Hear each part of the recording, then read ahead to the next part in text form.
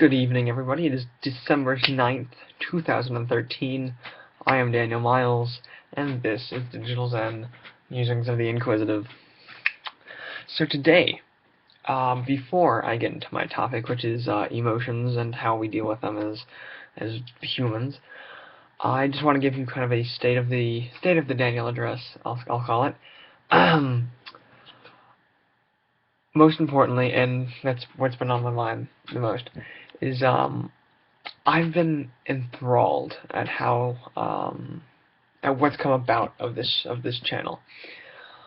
Most recently, my good buddy Joe decided to start his own podcast similar to Digital Zen. It's called OratorVerum, which means speaker of the truth in Latin. I'll link you to it. There should be a link down there. Yeah, down in the video, not my shorts. Okay, but I love that this happened, because one of the things that I kind of had in the back of my head as I'm doing these is what is the outside effect, what is coming to them. And as it stands now, I have 139 views on YouTube, and honestly, that's 139 more than I expected. So my expectations have been breached significantly.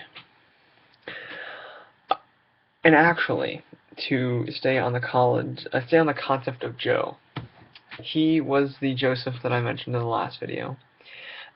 And the next video I'm going to have is actually going to be, or one of the next videos that I'm going to have, is actually a Skype debate between myself and Joe on the concept of emotion. He just uploaded a video about emotion, and I am about to speak to you about it. So, you'll have mine, you'll have my opinion on it, you'll have his. It's going to be a grand old time. They'll be fighting and stuff. It's going to be awesome. Let's see, what's going on in the life of Daniel Miles today? So, as it stands, it is currently 10:20 p.m. on a Monday night. I had no homework today, or almost no homework today, but that's not what's important. What is important is that tomorrow I have a singing audition for 1940, my school's production of 1940s Radio Hour, and I can't be more nervous. I just went through the speaking audition last Thursday and Friday. Got called back, was super excited. Got my singing audition tomorrow, and then a dancing audition on Thursday. There are two problems with that. I can't sing, and I can't dance. So what I've been doing is repeatedly singing the songs Your Song by Elton John and Wonderful Tonight by Eric Clapton over and over in my head. So, that's the thing. I think I'll discuss the role of drama and new things in my life later on, but for now, let's get down to business. So, emotions. And this is the first video where I won't have a little cheat sheet right here behind my screen, as I always do. So let's see how it goes. In order to define or to explain emotion, a lot of people take a lot of different steps, or take a lot of descriptions. Now, one of the most common, and one that Joe holds, is that emotions are chemical reactions when they're within your brain. Things, the different chemicals mix to produce an effect which we call emotion. Now, I would adopt that view as it is scientifically correct, so far as I know. If anyone thinks to the contrary, please let me know. I'd be happy to amend my decision. But oh wait, no. Before I go on emotions, I'd also like to give a shout out to a good friend, Trevor Lensmeyer. He started kind of a satire of Joe and I called Trev Talks. And he made my foundations teacher laugh out loud in study hall today. When he read some of the comments that he wrote on my videos. He is Danielle Miles on my comments, so yeah. But alright, so back to emotions. Emotions, as I've said before, are at their most basic level chemical reactions in your brain which produce an effect, an emotion. The effect of emotions, however, are necessary and are important. And what do I mean by that? When I say that emotions and the processes that form emotions, is that I'm saying that they should not be discounted. These are extremely important. And this is why I contradict Joe on a different level. When you are making a decision, just as things like your background and your morality influences your decision, so too should your emotions. But your emotions should regulate or be a factor in your decisions with moderation. I'm going to give an example, and I might actually use the same example as Joe did. So you're sitting down and you're taking a SOCAS test. Only a select group of people are going to get that, but I'm going to use it anyway. And you are given this mind-bogglingly long question that really has no relevance to what we've actually been discussing in class. So your first reaction is anger. It's like, oh, what the hell, SOCAS? You know, we talked about slavery in the past, but we didn't talk about 1, 2, 4 was loud. So you're angry initially. You have other emotions like disappointment or frustration. I know. Frustration is definitely something I felt inside that classroom. And your emotion is going to do one of many things. And usually, I've found this to be the most prevalent, is that it's going to either fuel you to do the correct thing so as to give the best desired effect, in the case of the example, to get the highest grade even though you're faced with a difficult question, or it's going to kick you in the shorts and beat you. So essentially what it comes down to is that it's not the emotions that are the guiding factor in your decision, it's how you take those naturally felt emotions in a situation and deal with them. You're going to have natural stimuli to emotions, like, you know, to use cause and effect, a car fell on me, I'm going to be sad, but then I'm going to be dead. Rejection, which I'll actually talk about a little bit later. I'll keep that example for later, actually. That could get dark real fast. You get a good grade, and you're happy. What I'm trying to say is that there are you naturally feel good, bad, whatever, in response to events around you. So instead of the emotion itself being a good or bad thing, it is how you react to those emotions that decides the effect of an outcome. Yeah, effect of an outcome. Second, the examples that I listed before are person to object. They're not person to person. So when it's person to person, and when there are two sets of emotions in play, that's when you have to be careful. I'm going to use the example of free speech here. Now, in this great country that with the bald eagles and bacon, America, we believe in a thing called freedom of speech.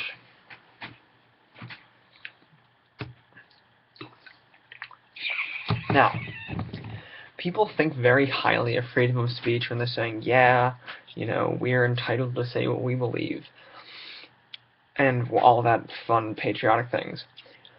But what I've noticed is that people respond well to freedom of speech when the speech being made is something that they agree with.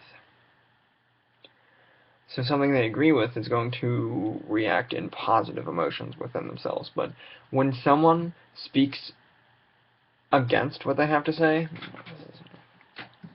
oh, that was a poor decision. There we go. When someone uses their free speech to say something that person X doesn't necessarily agree with, that is when things start to get hairy. Because when you have one person's opinions, and therefore emotions, as they're expressing them through their beliefs, reacting negatively with the other person's, with the recipient's emotions, that's when you get the divide. So when you have an interpersonal, either relationship or conversation, I guess we'll call it relationship since, you know, really every conflict or agreement or these are not the words I'm looking for. occurrence, every interpersonal occurrence is really a relationship. I don't mean like a dating relationship. I mean like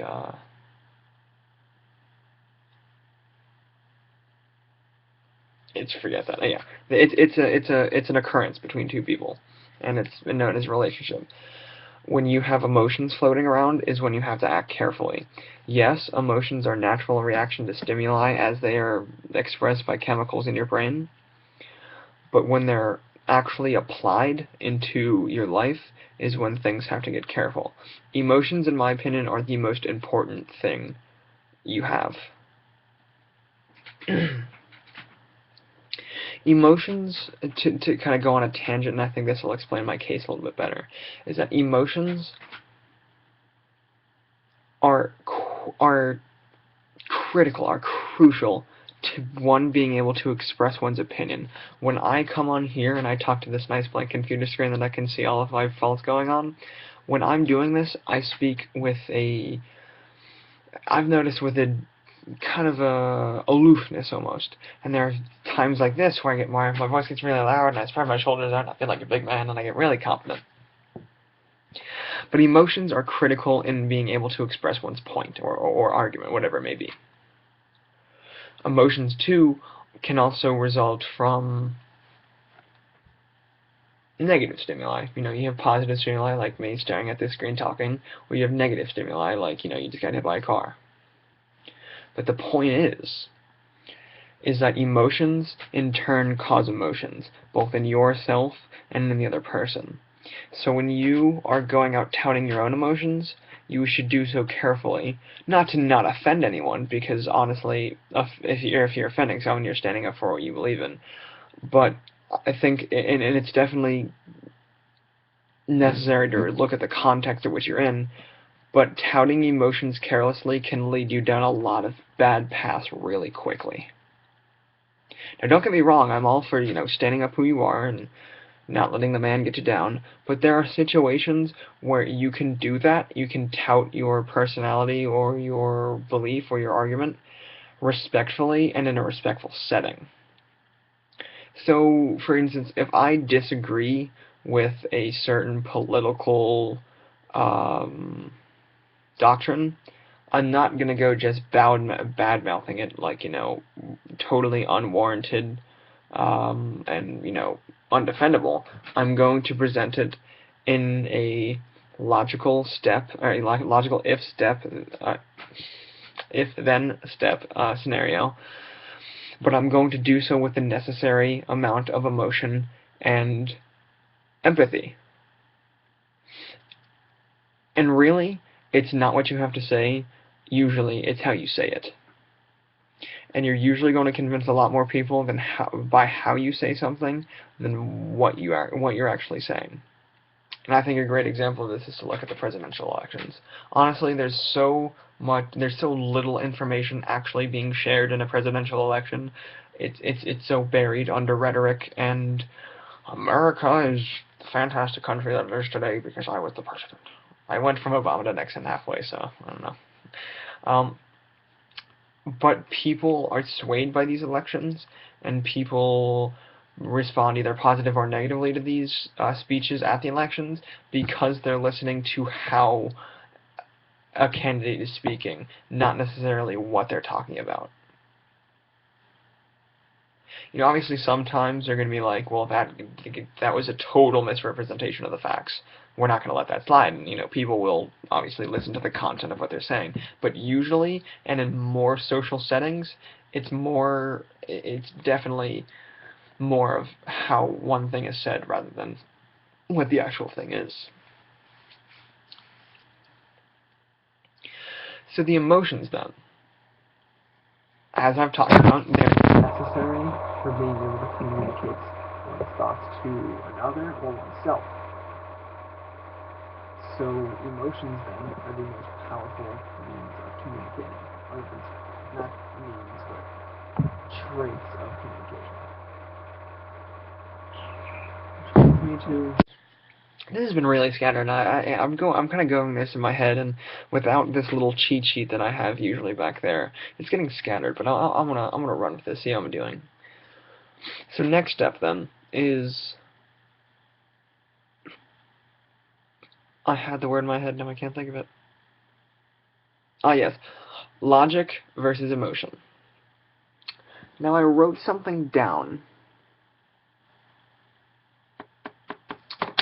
Never mind then. I just watched Joe's video, and I was going to rebut or retort on some things that he brought up, but I'll keep that for later. Emotion versus logic. So essentially, ethos versus pathos. As I discussed before, literally like a minute ago, usually how someone says something is more important than what's actually being said. And I've learned I think I've experienced that firsthand recently with joining the debate team and participating in tournaments.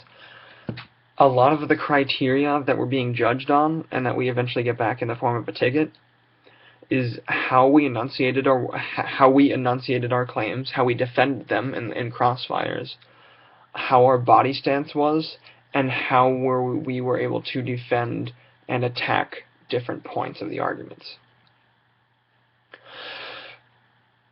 Shockingly, there's a lack of, well, not a total lack, but it seems to take, information itself seems to go on the back burner. And Mr. Felix, I'll use Felix as a generic name, he's my Foundations of Catholic Worldview teacher. And he said something very interesting about the point of debate. It's not about winning or losing. It's about the transferal of information between one person and two people, one, two, 9, 15, different amounts of people. It's not about being right or wrong.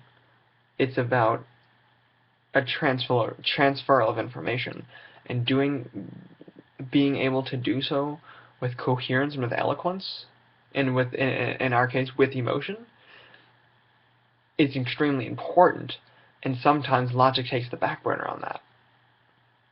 So, for example, I could be saying something that's totally wrong, but if I'm saying so with confidence and with strong oratory skills, there's a very good chance people are going to be like, hey, he really knows what he's talking about, Let's go see what he has to say. So if you're going to take anything from the video of this 18 minutes so far, it's that sometimes, and as a basis, emotion at its very root, although a chemical reaction in your brain in response to natural stimuli, it has an extremely important role in how we, as sociological beings, communicate with each other, not only through relationships and interpersonal relationships, but also with dealing with our own emotion, like the SoCash test, like I talked about before, and other and other things as well. Stress. I'm going to talk about stress in and of itself is an overload of emotion. It is our brain telling us that we are under too much pressure. It itself is a strain of chemicals. Now, of course, the rebuttal is going to be brought up that these natural stimuli can also be artificially replaced or copied by medication, and that's a very, very useful thing to do. If you need medical help, you are given a medical drug. But when you start going into, well, can I give you a pill for love? Can I give you a pill for happiness? Well, no, that's where I draw the line. It's that you can not exactly copy an emotion in pill form, whatever it may be, because it's not necessarily the chemical process that's going in our brain that we define as the whole emotion, but rather how we respond to it. So we will have logical associations with an emotion, be it good, bad, whatever, of how we react to it. We're not saying, oh, the adrenaline and the amoxicillin in my brain mixed, and, that's happiness. that was not scientifically accurate. Don't take that as that's not scientifically accurate. We associate these emotions, and emotions are important to us because of how we use them and how we react to them in our different relationships. Like I said before, interpersonal and within yourself, or within you and the environment around you. Yeah.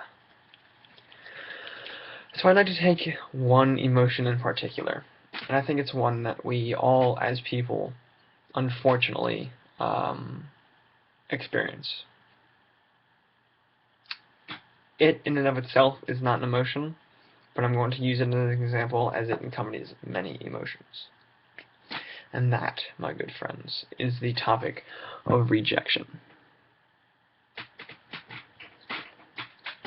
Just like the relationships we face with emotions themselves, there are different settings in which rejection is experienced. You have one, personal to object, I think I did well on the test. No, I got a 60. That's a form of rejection. There's interpersonal. There's like, I really like you. I don't like you. Shot down. Tears cried. Sad life. Rejection.